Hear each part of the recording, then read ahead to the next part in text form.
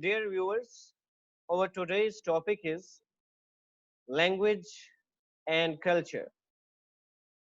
First of all, we are going to discuss what is language. No doubt, language is a mean of communication.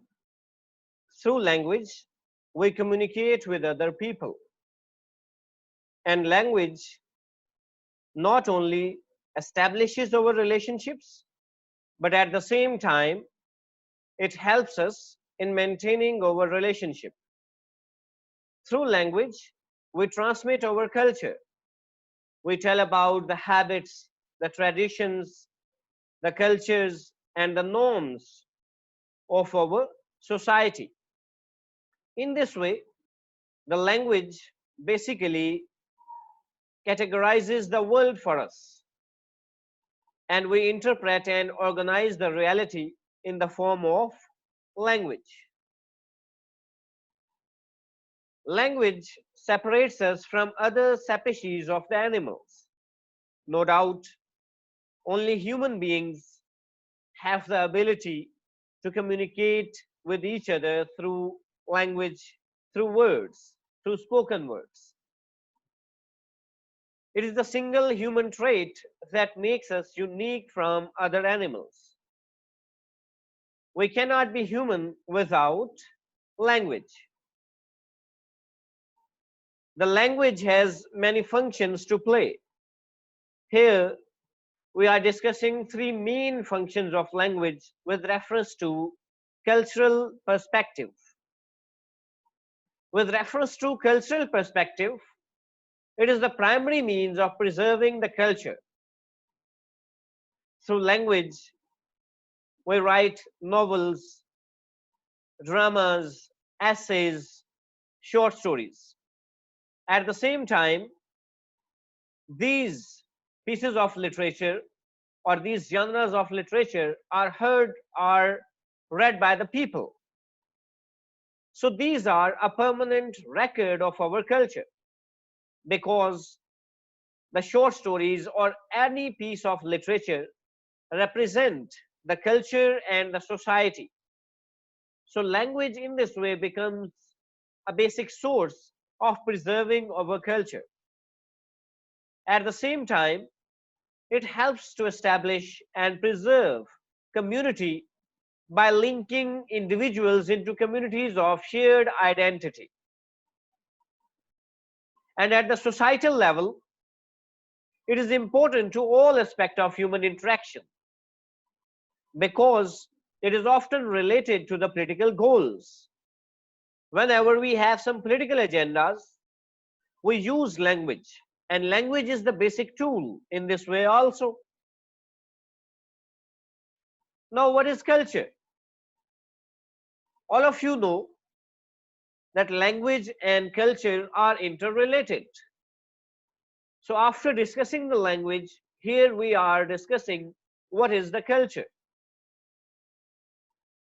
It is basically a collection of characteristics that are shared by the whole community. These characteristics distinguish one community from the other. These separate one community from the other. These are also learned by other people. Different communities have some common or different characteristics. In culture, we mostly include eminent characteristics that exist rare in others. On these characteristics, we define one culture with the other culture. For example, Pakistani culture is different from that of Indian culture in some things, and there are certainly some aspects or some characteristics. On the basis of these characteristics, our culture is the same as the Indians. So characteristics determine whether the cultures are same or the cultures are different. As I have already discussed, that there is a strong relationship between language and culture. Culture is reflected in language. Language tells or elaborates your culture. Language determines structure of language but influences how it is used. It not only determines the structure but also tells about its usage.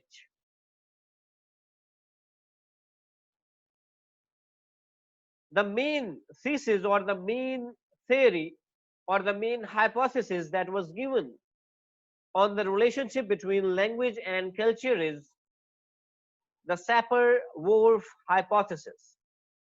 These were two American linguists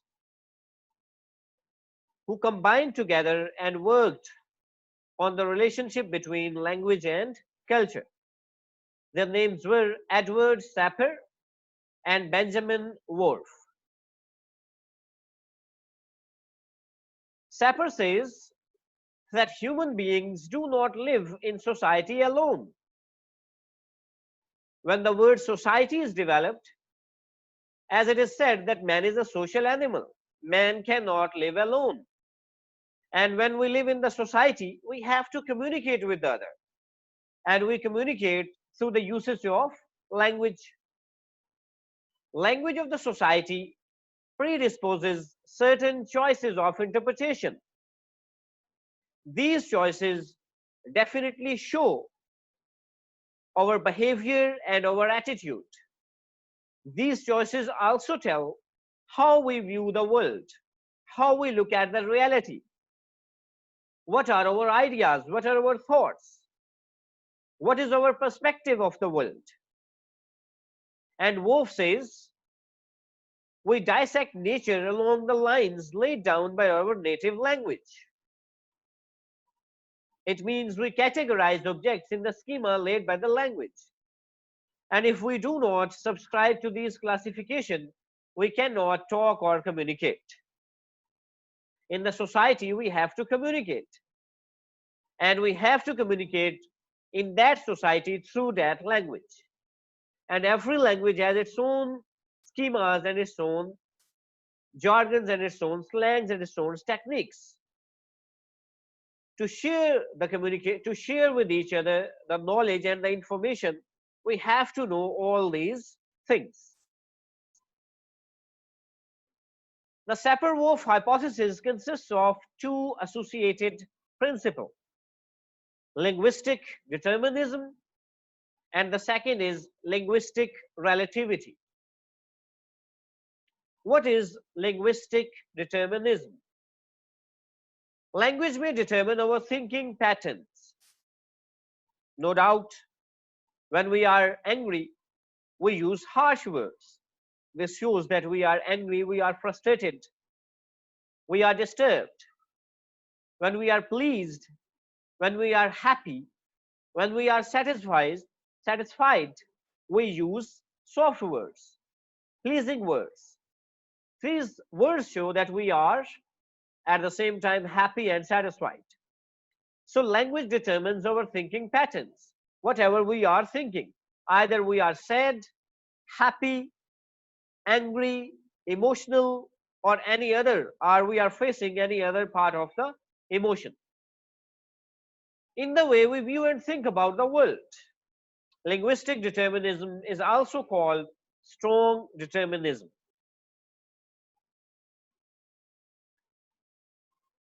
One well-known example Wolf used to support his theory was the number of words the Eskimo language has for snow. For example, apun. Apun is the word for the snow. And kanika is also the word for the hard snow in Eskimo. But in Arabic, there are many words for different kinds of camels. In Chinese, there is only one term, lutu. And in English, there is one that is called camel. The second comes linguistic relativity. The less similar the language is, the more diverse their conceptualization of the world. It means when the languages are not similar, their conceptualization is more diverse and different. It can also be called different languages view the world differently. Speakers of different languages perceive the world differently. Language also influences our thinking. No doubt there is a difference of culture between cultures are associated with culture differences in thinking. No doubt our ideas are based on our culture. Our thinkings are based on our culture. And every culture has different traditions. For example, in Pakistan, the dress for the woman is different in comparison to the dress of the woman in Europe. So when we see a girl, a European girl, definitely we behave differently. We have different thinking. We think that this girl is very modern. In comparison to our woman, we think that this is conservative or this is traditional. We approve one thing and we disapprove other thing on the basis of our culture. And culture shapes our minds and shapes our thinking. Viewpoints vary from language to language, no doubt. The structure doesn't determine the view, but it is extremely influential in predisposing speakers of a language towards adopting a particular worldview. Structure of a language definitely doesn't determine the view, but at the same time, it is influential. Different languages represent different ways of thinking about the world around us because different languages represent different cultures. Arabic culture is different from Pakistani culture. England's culture is different from India's culture. And at the same time, you can see that African's culture is different from American's culture. And language is the representation of the culture. Now we come to the Wolf, Benjamin Wolf. The Wolfian perspective is that translation between one language and another is at the very least problematic and sometimes impossible. Definitely, translation has never been the easy thing, and sometimes it becomes impossible to translate one term into the other, and we have to use the same term. As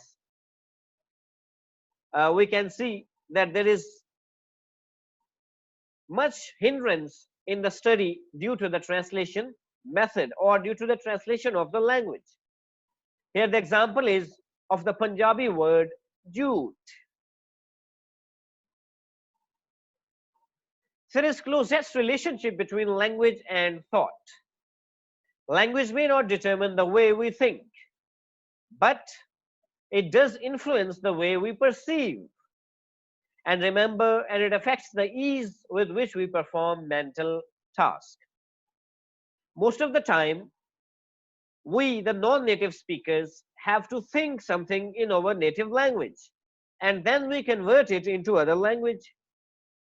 So this is a problem that has to be faced by non-native speakers. So language definitely does our work, our mental work relaxed. Now, after discussing the language, culture, the Wolf and hypothesis, now we come to the term effect of culture on language. We have already discussed sociolinguistics, but now this time again we are going to discuss the effects of culture on language. Every culture influences language acquisition from the very early stage through the entire development process. As I have already mentioned in our lectures in sociolinguistics, that every child learns language from his parents, from his surroundings, from his atmosphere. Either the parents are Jewish, he learns Jew, Hebrew. If the parents are English, he learns English. If the parents are Pakistani, he learns Urdu, Punjabi, Pashto, Balochi, or Sindhi. So the culture affects the language from the very beginning. Cultural influences all aspects of language. And it is through the use of language that an individual is transformed into agent of culture. Language transforms us into our culture. And with the passage of time, we become a representative of our culture and our language. Culture has a powerful influence on verbal and non-verbal encoding and decoding processes. Culture affects not only language lexicons, but at the same time the function and pragmatics. The words have their own associations, and in different cultures, these are considered different. For example, when somebody proposes to you and you remain silent, in Pakistani culture, it is considered the will. It means you are ready for his proposal. But in English or in America, it is considered a refusal because somebody hasn't replied at all. So different words and different gestures represent different behaviors in different cultures. Change in society may produce corresponding linguistic changes.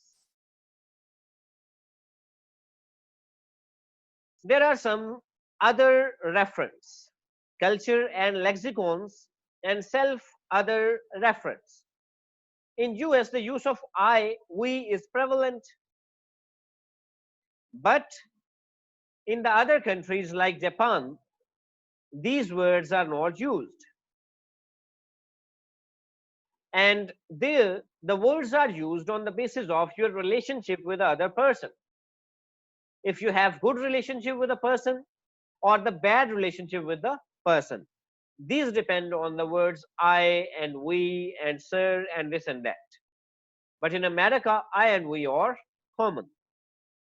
This reflects importance of status and group differentiation in Japan. This is the topic that we were going to discuss about language and culture and the relationship between language and culture. I hope you people would have understood it in a good way.